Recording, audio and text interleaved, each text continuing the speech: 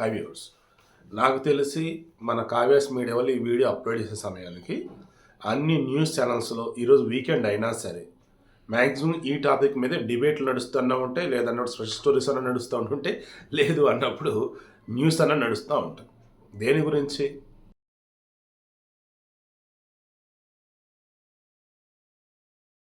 ప్రశాంత్ కిషోర్ చంద్రబాబు గారిని అకస్మాత్తు కలవటం ఏంటి?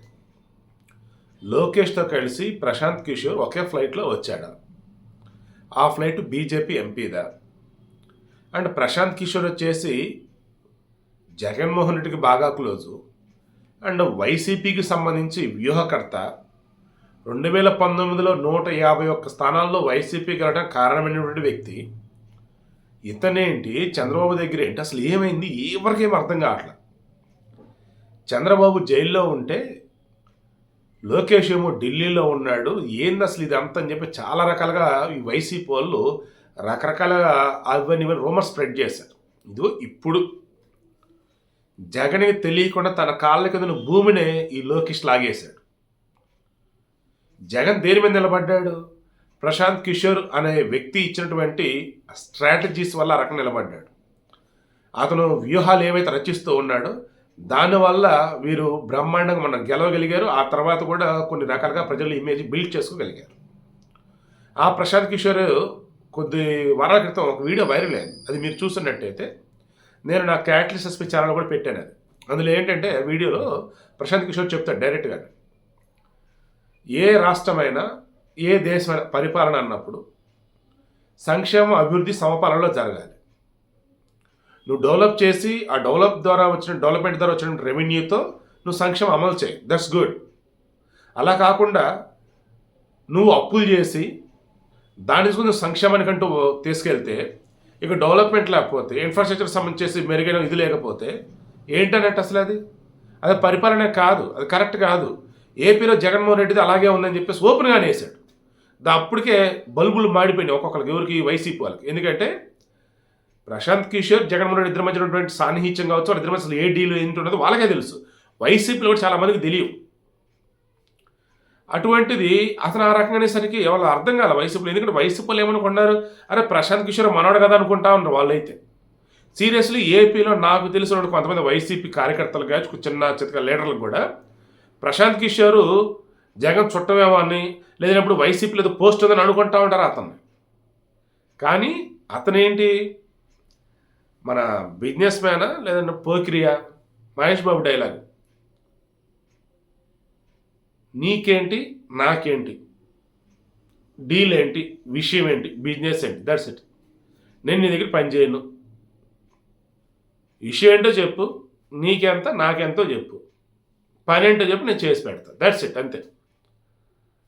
అలా ఇతను నాకు ఊహన్నంత వరకు, నాకు ఒక ఐడియా ఉన్నంత వరకు ఉత్తరప్రదేశ్లో కాంగ్రెస్ వాళ్ళకి ఇతను చేసిన క్యాంపెయిన్ తాలూకు వ్యూహం తాలూకు అవి ఫెయిల్ అయ్యాయి. అదర్వైజ్ ప్రతిదీ సక్సెస్ అయినట్టే. అది కాకుండా ఆల్మోస్ట్ ఫస్ట్ గుజరాత్, ఆ తర్వాత చూసుకుంటూ ఉన్నట్టయితే మన 2014 ఎన్నికలు కేంద్రంలో, ఆ తర్వాత చూసుకుంటూ ఉన్నట్టయితే ఆమ్ ఆద్మీ, తమిళనాడులో వచ్చేసి డిఎంకే, దాని మధ్యలో వచ్చేసేమో వీళ్ళు జగన్మోహన్ రెడ్డి, ఆ తర్వాత చూసుకుంటూ ఉంటే ఢిల్లీలో ఆమ్ ఆద్మీ అండ్ మళ్ళీ పంజాబ్లో ఆమ్ ఆద్మీ,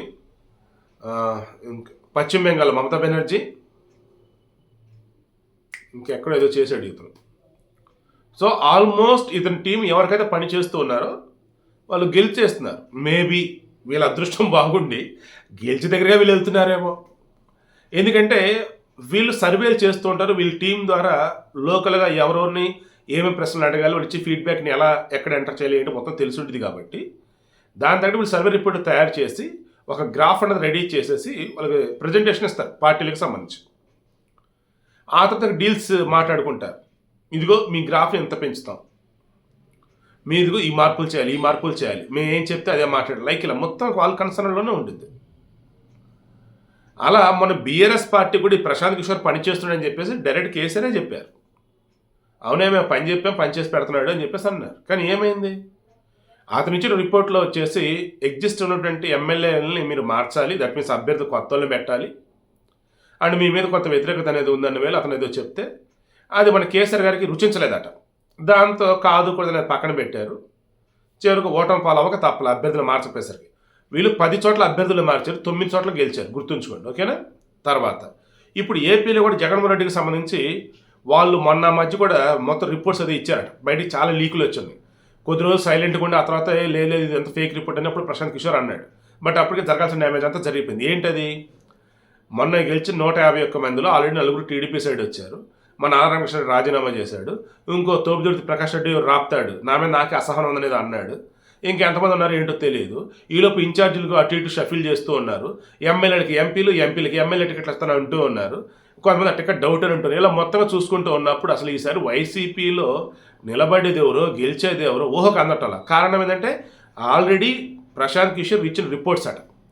అతను ఇచ్చిన రిపోర్ట్ల ప్రకారం జగన్ పరిపాలన మీద వ్యతిరేకత కొంత అయితే, నాట్ వ్యతిరేకత కొంత, వ్యతిరేకత ఎక్కువైతే లోకల్ కొండల మీద ఇంకొంత వ్యతిరేకత, అంతా కలగలిపి ఎప్పుడెప్పుడు చంద్రబాబు కోటేద్దని చెప్పేసి ఎదురు చూస్తూ ఉన్నారు. అండ్ ఎట్టి పట్ల జనసేన అండ్ టీడీపీ కనుక కలిస్తే ఇక వైసీపీ ఖతం అని చెప్పేసి అతను ఆల్రెడీ ఇప్పుడు చెప్పేశాడు. అందుకే మీరు బాగా గుర్తు తెచ్చుకోండి, పదే పదే వైసీపీ వాళ్ళు సింగిల్గా రండి అని చెప్పేసి పదే అన్నారు. జనసేన కానీ టీడీపీని కానీ మాది మేము చూసుకుంటే మీరు చూసుకుంటారా బాబు అన్నారు. మేము సింహం మేము సింగిల్గా వస్తాం అన్నారు. కానీ వీళ్ళు సింగిల్గా వస్తున్నారా, ఇంకా వేరే వాళ్ళు వేరే పార్టీలతో పోటీ చేసి ఓట్లు చీల్చున్నారు ఏంటనేది త్వరలో తెలుస్తుంది. ఇప్పుడు వచ్చేసి విషయం ఏంటి అంటే వైసీపీ దగ్గర మ్యాటర్ లేదు, స్టఫ్ లేదు, గెలవడానికి ఆస్కారం లేదు. ఇది వాళ్ళకి అర్థమైంది, ఆల్రెడీ చెప్పేశారు. వాళ్ళది వ్యాపారం. ఇంకేం చేయాలి?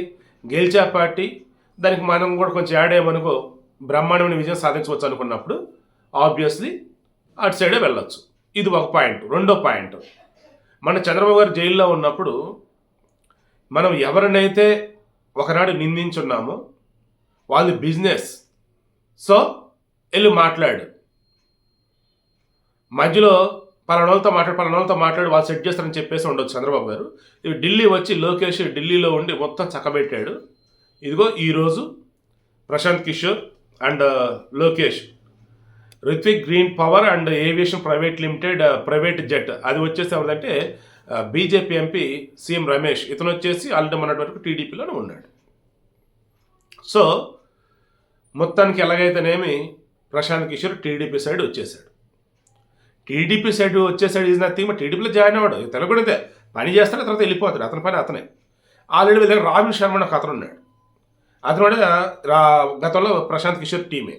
ఈ రాబిన్ శర్మ కూడా ప్రశాంత్ కిషోర్ అంత పవర్ఫుల్ అయిన వ్యక్తి.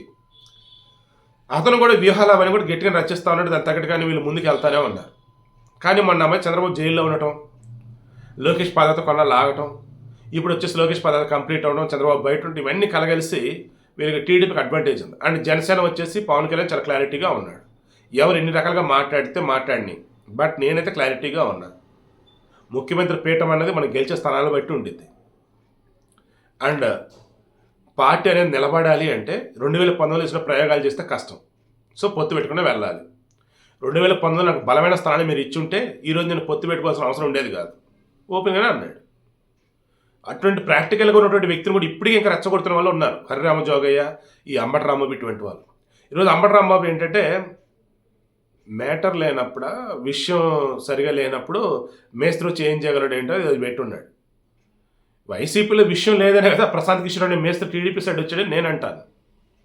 సరే మనం రేపు డిస్కస్ చేద్దాం. అనేది మొత్తానికి ఏంటంటే ఈ ప్రశాంత్ కిషోర్ ఇప్పుడు టీడీపీ సైడ్ రావడం వల్ల వైసీపీలో ఉన్నటువంటి లోటుపాట్లు, మైనస్లు, లూప్ హోల్స్ అన్నీ అతనికి తెలుసు. ఇప్పుడు టీడీపీని గెలిపించాలంటే వైసీపీకి సంబంధించిన అవన్నీ కూడా టీడీపీకి తెలియాలి. సో అవన్నీ చెప్తాడు, అతనే వాడతాడు ఎలా ఏంటి అని చెప్పేసి టీడీపీని అద్భుతంగా గెలిపిస్తాడు. ఆల్రెడీ పవన్ కళ్యాణ్ ఒక పీకే, ప్రశాంత్ కిషోర్ ఇంకో పీకే, ఇద్దరు కూడా చంద్రుడు చెంత ఉన్నారు. గెలుపు అనేది ఆయన చెంత ఉంది. జగన్మోహన్ రెడ్డి ఓటమి ఆయన చెంత ఉంది. ఆల్రెడీ ఈ విషయం వైసీపీకి అర్థమైపోయింది. దాంతో కొంతమంది సీట్లు వద్దని, కొంతమంది మాకు ఎమ్మెల్యే వద్దని, కొంతమంది ఎంపీ వద్దని, ఇంకొంత నాకు వద్దు మా అబ్బాయికి ఇమ్మని రకరకాలుగా మాట్లాడుకుంటూ ఉన్నారు. సో అంతిమంగా ఫైనల్ కన్క్లూషన్ ఏంటంటే అసలైనటువంటి ఆట ఏపీలో ఇప్పుడు మొదలు కాబోతా ఉంది. రేపటి నుంచి చాలా రంజుగా ఉండేది ఏపీ రాజకీయం చూస్తూ ఉండండి.